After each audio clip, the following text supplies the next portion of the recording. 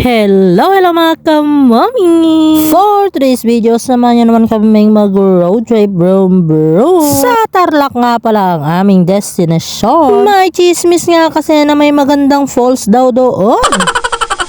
Kaya naman, tara sugurin natin yun. Medyo madilim pa nga nung umalis kami. Siyempre, para naman hindi kami abutin ng matinding sikat ng araw. Kasama nga pala namin si Romy aka Nora Omar Seco.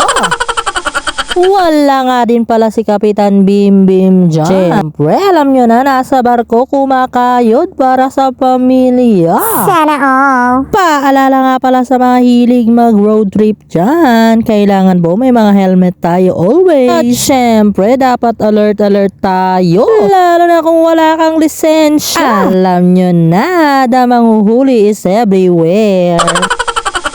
Sa totoo nga lang din, wala kaming balak mag-road trip. Ano ba naman, wala nga ito sa budget namin.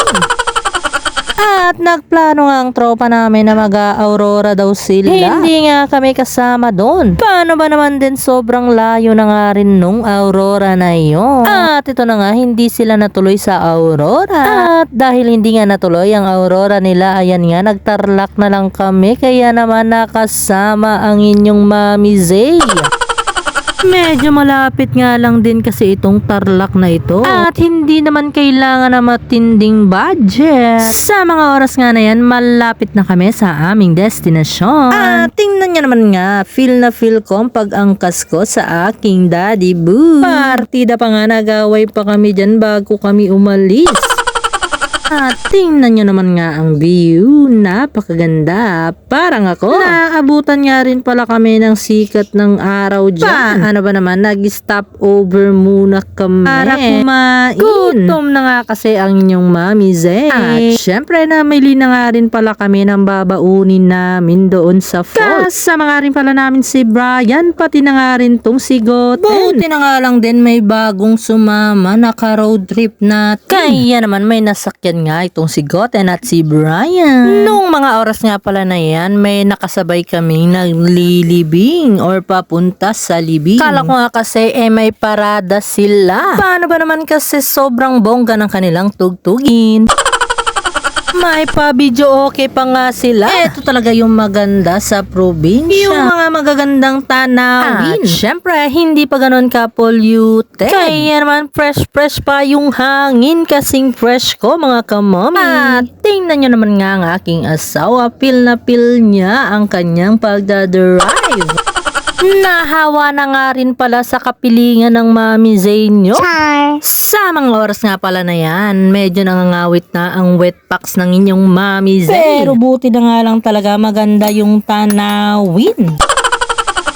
Nakakawala nga ng pagod, that is stress. And finally nga, nakarating na kami sa aming destination, mga kamami. Nakalimutan ko na nga rin pala kung magkano yung binayad namin dyan. Paano ba naman si Brian nga yung nag-asikaso ng mga binayaran dyan? Eto na nga mga kamami, nandito na kami sa action. Walang iba kundi ang Kanding Falls. Bali yung ginastos nga namin dyan, tinotal namin lahat. Kasama na nga yung food and entrance namin dito sa falls. Pati na nga rin pala yung cottage. Pagkatapos nga namin tinotal, dinabide namin yan sa 11 katao. At ayun na nga, tagwa 122 kami per head dyan. Diba? Hindi na masama. Pero syempre, separate pa dyan yung gas ng mga motor na. Yung gastos nga pala sa gas ng mga motor o kanya-kanyang motor, depende yan kung gaano katakamain ang gas. At syempre, ambagan pa rin sa gas. Diba? Hindi na masama. Carry lang yung gastos, mga kamami. Nung mga oras nga na to, naglalakad na kami papunta sa falls. Medyo malayo pa nga kasi yung falls. Siguro mga 30 minutes na lakaran pa, mga kamami. Kaya naman, kung mahilig ka sa ganitong trip, tiyak mag-enjoy ka. Make sure lang din, mga kamami, na may dala kayong tubig. Mahaba-habang lakaran nga rin kasi ito bago marating yung mismong falls. Naabisuhan nga pala kung hindi maganda yung tubig. Dahil nga daw kasi sa pag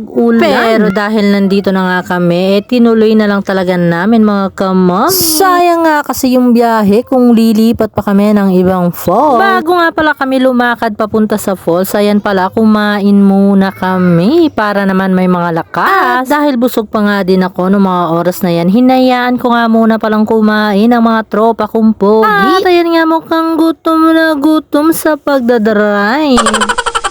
Sir nga palang kumain, nagpahinga lang ng konti, saka na kami. Medyo mabato nga lang yung mga nilakaran namin mga kamami. Kaya naman kung sawa ka na sa bato sa lugar nyo, pwedeng pwede ka dito mga kamami.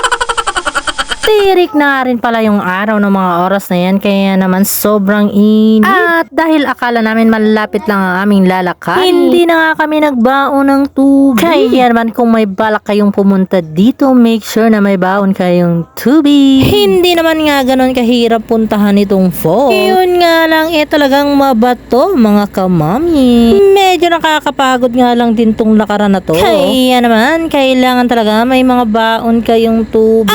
At tingnan nyo naman tong tropa kong pogi. Ewan ko kung dala lang to ng pagod. Naging PWD nga. Single nga din po pala yan. Kaya kung bet mo, imain mo. Char.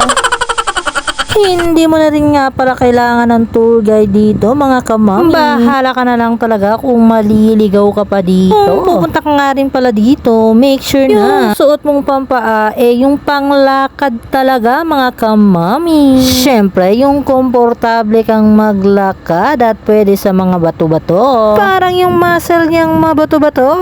Char. At dahil umulan nga bago kami pumunta dito, ayan nga't hindi maganda ang kulay ng tubig. At dahil holiday na nga rin, medyo marami nga ring tao nung pumunta kami. At kung pupunta ka nga rin pala dito mga kamami, don't expect too much para hindi ka masaktan. Char.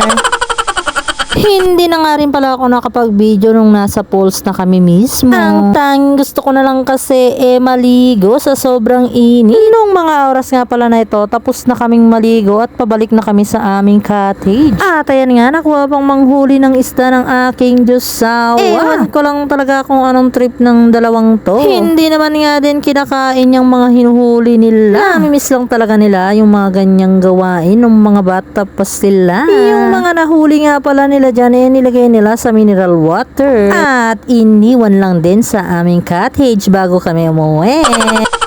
Bago nga pala kami umuwi dyan, may dinaanan pa kami. View deck nga sa ibabaw ng bundok. At bago nga mapuntahan yung view deck na yon, napakahirap ng daanan. Hindi ko na nga rin pala nakuna ng video yung pag-akyat namin doon sa view deck. Paano ba naman din focus ako sa pagkapit sa sobrang hirap ng daanan at baka malaglag pa ako mga kamami. Nung pababa na nga kami galing sa view deck, natumba pa yung kuya ko. Partida nga't walang angkas yun dahil sobrang pababa nung pabalik kami. Medyo hindi na nga kumakapit yung preno ng motor ni Diyosawa. Kaya naman nakailang hinto rin kami para pagpahingi ng preno ni Diyosawa. At baka mapano pa kami mga kamami. Pero syempre, with God's grace, nakauwi kami ng safe and sound. Thank you Lord na lang talaga.